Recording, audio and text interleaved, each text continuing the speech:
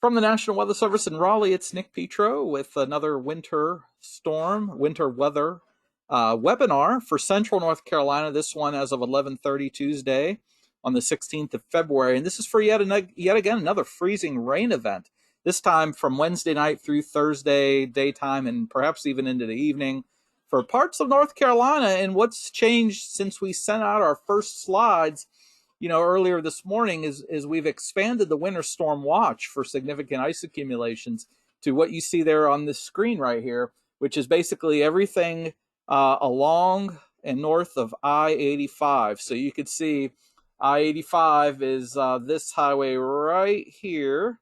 So every county that touches I-85 except for Davidson, and at the end of this process, we may end up having to add Davidson County into this.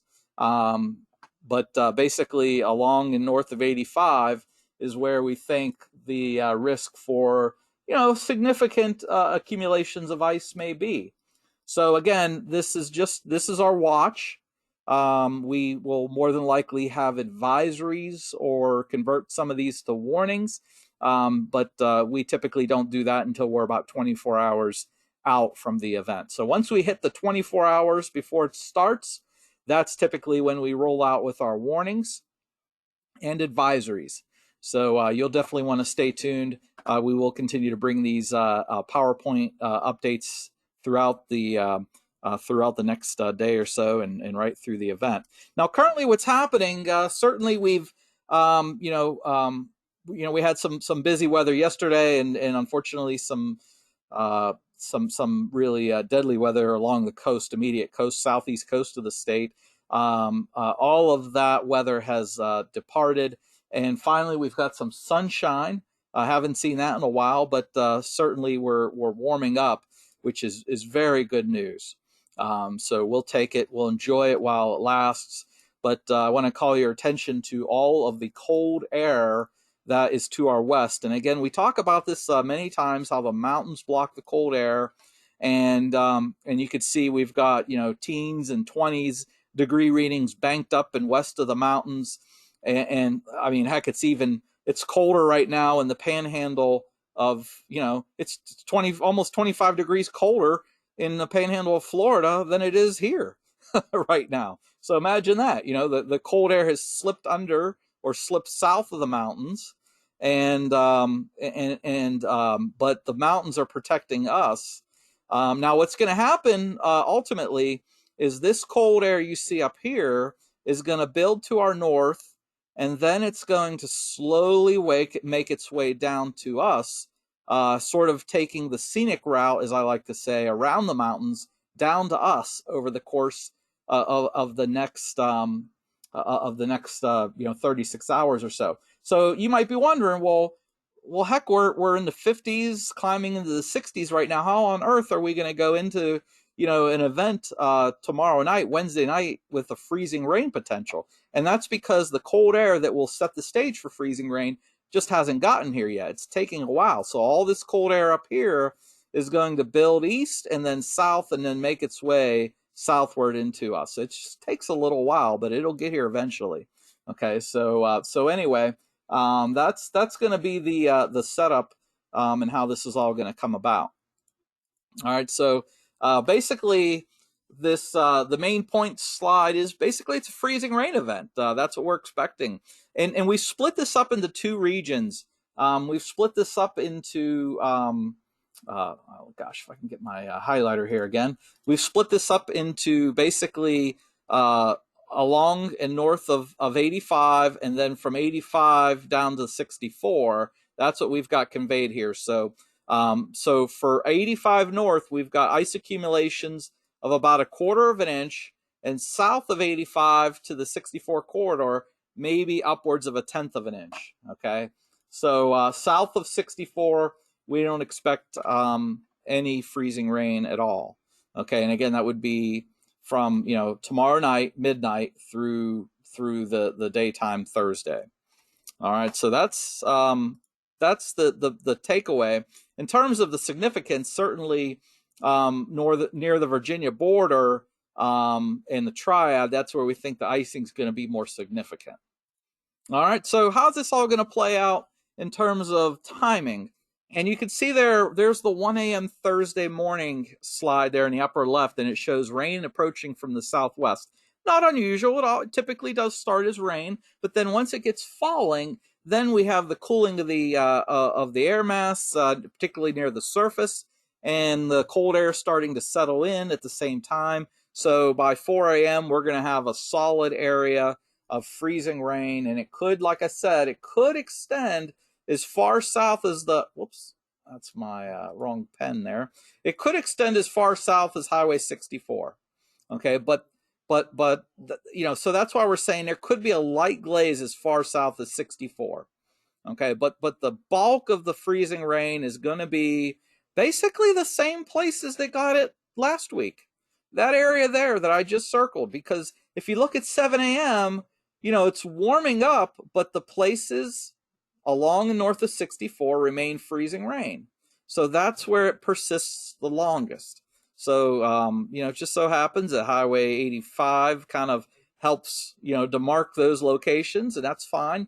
But basically, if you experienced heavy freezing rain accumulations last week, those are the places they're going to get it with this event. So the same places. There could be it could be that the heavier accumulations could slip just a little bit further south, particularly across the triad than where it did last week, but not much further south. So using the areas last week, you know, if you had an all rain event last week, you're going to have an all rain event this week. Okay, so again, you know, freezing rain could be felt as far south as Highway 64, but it won't last long there. And the longest duration of freezing rain will be along the north of 85. So again, the same places it got it last week will get it again this week. Now, there's a couple other things I want to draw your attention to with the way this plays out.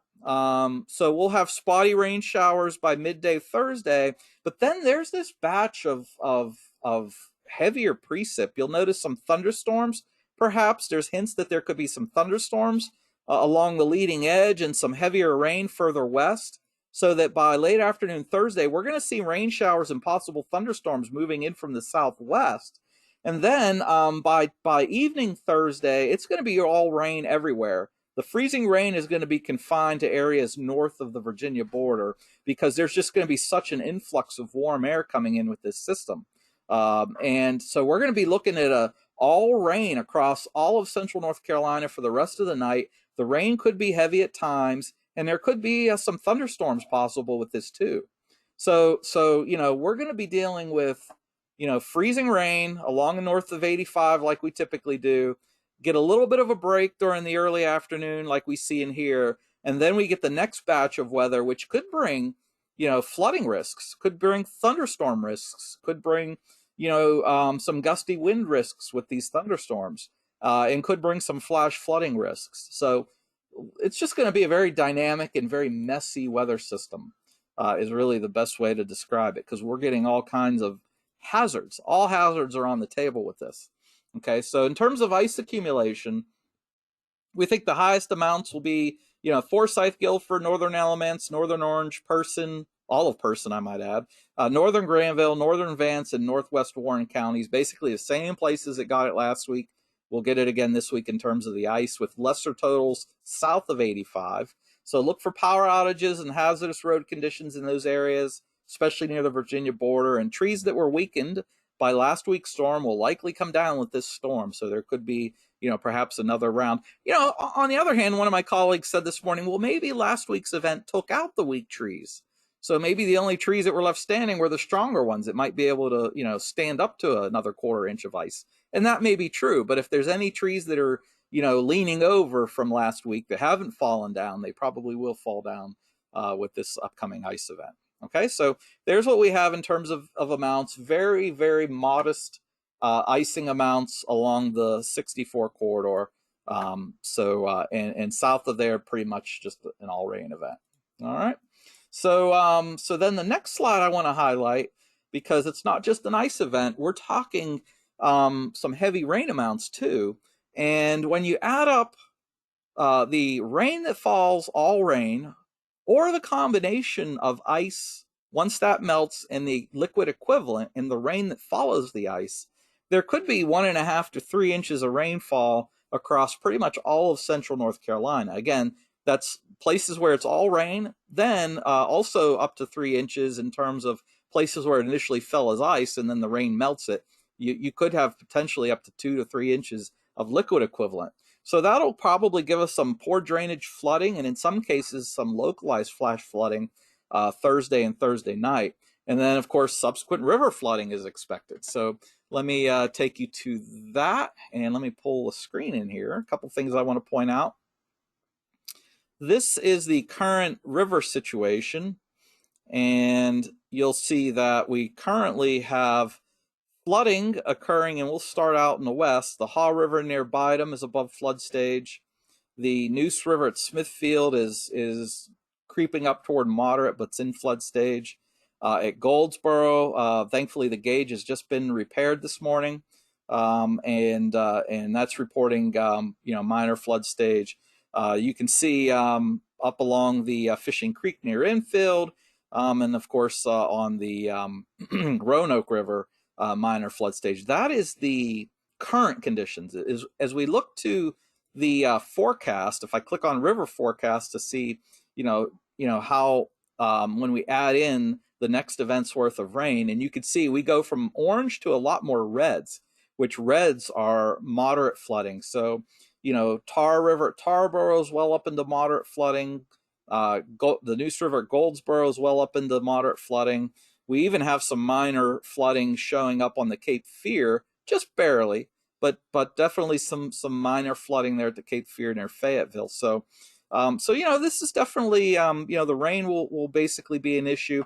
Let me just for while I've got you on the line here, show you sort of the worst case scenario for river flooding, and we'll start with the Tar. This is an ensemble of 42 different models, 42 different models that take into effect rain and river stages. And you basically, for example, at Tarboro, this is the envelope of possibilities. And I just wanted to point out that there's quite a few models that suggest that there could be, high, moderate, or maybe even major flooding at Tarboro if the heavier rainfall amounts. Now, it would take in excess of 3 inches of rain. But I just wanted to point this out because right now we're predicting, up to 3 inches of rain, but not over. But if it does exceed 3 inches of rain, then we're going to have to be concerned with, some of these higher possible river stages. Okay, so let's look at the Neuse River. Same story.